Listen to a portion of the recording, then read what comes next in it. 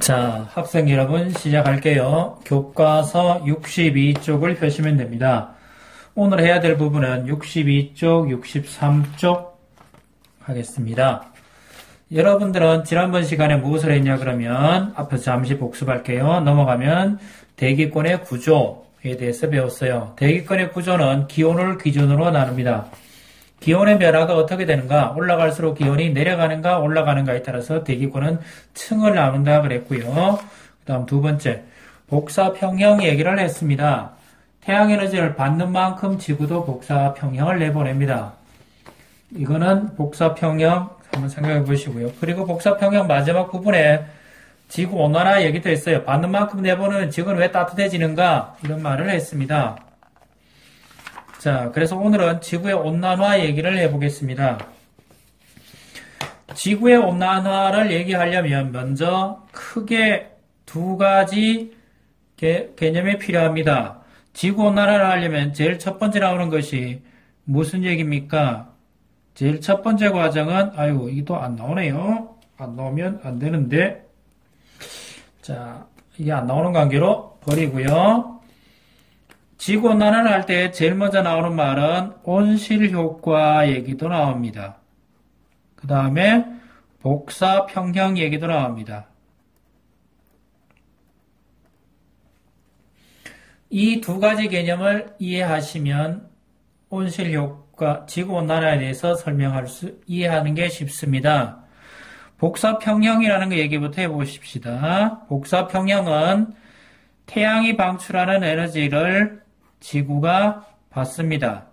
그러면 지구는 따뜻해지고요. 따뜻해지면 다시 뭘 내보냅니까? 지구가 복사 에너지를 내보냅니다.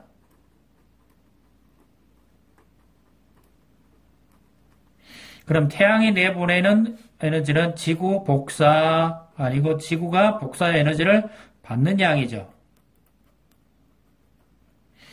받는 것과 태양이 내보내는 복사 에너지를 받는 이 양과 방출하는 이 양은 어떻다? 같다. 이 개념이 복사평형입니다. 근데 받으면 바로 내보내는 게 아니고 받으면 내보낼 때 시간이 걸립니다. 시간이 걸려요. 뭐가 걸린다고요? 시간이 소요된다 이런 얘기죠. 소요되는 이유는 지구에는 뭐가 있습니까? 공기가 있고요. 수증기가 있습니다. 지구는 공기가 있고 수증기가 있는데 이거는 대기라고 하죠. 그리고 이거는 수증기는 물이겠죠. 지구에는 공기가 있고 수증기가 있는데 이 녀석들이 방출을 어떻게 됩니까? 지연시킵니다. 방출을 지연시킨다는 게 의미가 있습니다. 빨리 하는 게 아니고 공기 중에 있는 태양 복사에너지, 지구 복사에너지가 천천히 나가게끔 시간을 잡아둡니다. 그것을 무엇이라 그럽니까? 지구 온난화 그럽니다. 또는 다른 말로 온실효과 이래 부릅니다. 만약에 지구는 공기나 수증기가 없으면 햇빛을 받으면 더하기 150도 정도. 밤이 되면 빼기 150도 정도. 이 정도에서 왔다 갔다 할 거다. 이런 얘기를 해야 됩니다. 그 이야기는 온도 변화가 굉장히 급격하게 이루어지겠죠. 왜요? 달아나는 복사에너지를 잡을 만한 물질이 없기 때문에 그렇습니다. 다른 말로 처음부터 다시 해볼게요. 태양은 빛을 내보내는데 이 빛을 태양 복사라고 그러죠. 태양 복사는 지구에서 오면 지구가 받는 양입니다. 이거는 받으면 따뜻해지고요. 따뜻해지면 복사 에너지를 방출합니다. 받는 양과 내보내는 양이 같다. 이것이 무엇이라고요? 복사평형의 개념입니다. 내보낼 때 공기층 때문에 시간이 소요된다라고 그랬죠. 누구 때문에? 공기층에 있는 수증기나 대기, 물 이런 것들 때문에 돼요. 그러면 천천히 내보내게 되겠죠. 그러면 그걸 지연을 시키고요. 천천히 내보낸다는 얘기는 지구가 따뜻해진다는 걸 의미합니다. 그걸 지구 온난화 또는 온실효과 이렇게 부릅니다. 영어로 그린하우스 이펙트 이렇게 불러요. 그린하우스 효과.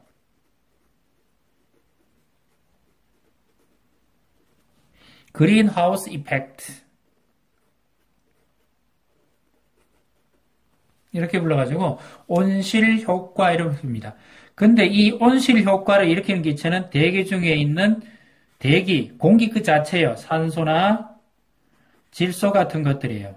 또는 아르곤, 이산화탄소 이런 것들이에요. 그리고 물 이런 것들이 지구 온실 효과를 일으킵니다. 요거는 가장 기본적인 형태예요. 자, 다시 들어가 볼게요. 옆에 보시면 이건 태평양에 있는 섬나라예요. 키리바시 공화국이라는 섬나라인데 해수면 고도가 4m 정도 됩니다. 근데 이 나라는 그래도 괜찮아. 아직 바닷속에 잠기진 않았어요. 근데 더 심각한 나라는 투발루라는 나라가 있습니다. 투발루 공화국이라는 나라가 있는데 투발루 한번 인터넷에 찾아보시면 됩니다. 투발루 공화국은 국가 자체가 없어져 버렸습니다. 물에 잠겨가지고. 인구가 10,000명 정도 되는 아주 소국인데요. 없어져 버렸고요. 이 나라는 전부 다 그 옆에 있는 섬나라 무슨 뉴질랜드인가요? 그쪽으로 전부 전 국민들이 이사 가기로 했습니다. 그게 국가가 없어버렸죠. 이런 나라들은 지구 온난화 때문에 굉장히 많은 피해를 받고 있습니다. 인도양에 있는 몰디브라는 나라도 그렇고요. 인도양이나 태평양에 있는 작은 섬나라들이 온난화의 표적이 되고 있습니다. 그럼 이 교과서에서 말하는, 즉 여기에서 말하는 온난화는 제가 방금 설명했듯이 자연적인 온난화가 아닙니다. 그럼 교과서의 온난화는 뭐라고요? 산업화 또는 인간의 활동에 의한 뭐가 답니까? 온실기체가 증가를 해서 온실기체가 증가하면 대기층을 빠져나가는데 에너지가 빛이 또는 열이 대기층을 빠져나가는데 시간이 오래 걸리겠죠. 시간이 1시간 만에 빠져나가는 게 아니고 2시간 또는 3시간 만에 빠져나간다. 그러면 그 늦게만큼 지구는 어떻게 된다고요? 데워진다는 얘기죠. 온실기체가 증가하면 빠져나가는 시간이 오래 걸리죠. 오래 걸리면 어떻게 돼요? 지구가 따뜻해진다. 이렇게 부릅니다. 이게 우리가 말하고 있는 온실 효과의 개념입니다. 산업화, 인간의 활동 때문에 그렇습니다. 자, 여기에서 또 함정이 또 하나 있어요. 일반적으로 우리는 온실기체 그러면 제일 많은 게 이산화탄소인 줄 압니다. 공기 중에 이산화탄소는 약 0.04%가 있고요. 물은 수증기는 많게는 약 5% 정도가 수증기가 있습니다. 근데 이산화탄소보다는 수증기가 훨씬 더 엄청나게 많은 온실 효과를 일으킵니다. 그런데 수증기를 가지고 온실 효과의 주범이라 그러지는 않습니다. 이유는 왜 그래요? 이 수증기 양을 조절하는 녀석은 바다입니다. 사람이 조절을 못한다는 얘기죠. 바다가 있으면 물은 증발이 돼요. 물론 데워지면 더 되겠지만 수증기 사용은 사람이 조절할 수가 없습니다. 그러면 이산화탄소는 무엇입니까? 요거는 산업기기나 또는 자동차, 사람의 활동 또는 농업에서도 발생되죠. 농업에서 발생되는 건 이산화탄소도 있지만 훨씬 더 많은 게 메테인 가스 하는 겁니다. 요거는 소의 방구에서 나온다 이 소리도 해야 됩니다. 농업계에서는 뭐라 그러냐면 퇴비라든가 거름들이 이렇게 발효할 때 이산화탄소 가스가 나옵니다. 그래서 이런 활동들 때문에 이산화탄소 양이 점점점 커지고 있다. 그래서 온실 효과는 점점점 더 커지고 있다. 요게 지금 우리 교과서가 말하고 있는 온실 효과의 개념입니다. 다시 한번 생각해 두시기 바랍니다. 본래 온실 효과는 자연 상태에 있어요. 지구에 만약에 온실 효과가 없으면 지구는 굉장히 춥습니다. 근데 공기가 있고 수증기가 있어서 지구는 사람이 살만한 땅입니다. 그리고 우리 교과서에 나오는 온실 효과는 인간의 산업활동 때문에 생긴 것을 말합니다. 인간의 산업활동은 수증기가 아니고 이산화탄소, 메테인 가스 같은 것들이에요. 이산화탄소는 자동차 기기, 산업 공장의 굴뚝 등등 이런 것들이에요. 농업에서는 제일 많은 게 목축업이죠. 소 키울 때 메테인 가스가 대량으로 발생합니다. 근데 이걸 말하고 싶은 게 뭐냐 그러면 우리 교과서에 나오는 63쪽에 나오는 겁니다. 대기 중에 이산화탄소인데요. 이거는 이거는 어디에서 측정한 겁니까? 하와이 섬에서 측정합니다.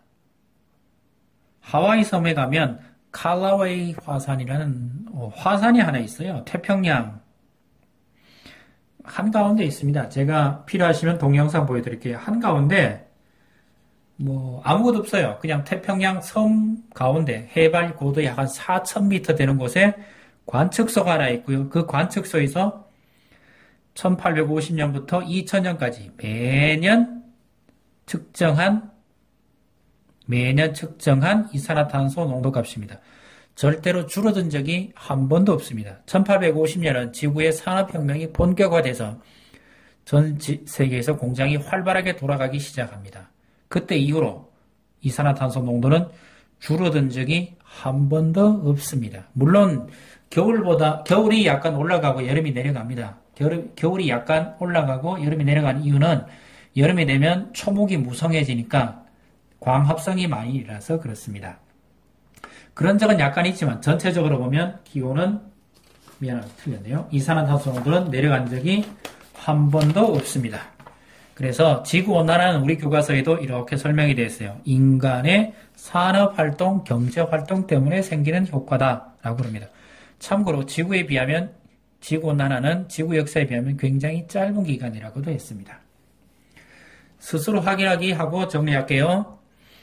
지구온난화에 영향을 주는 온실 기체는 무엇이 있습니까? 제일 많은 기체는 이산화탄소 이런 거죠. 그 다음에 메테인 가스 이런 것들입니다. 일상에서 쓰레기를 줄이고 자원을 재활용한 것은 무엇입니까?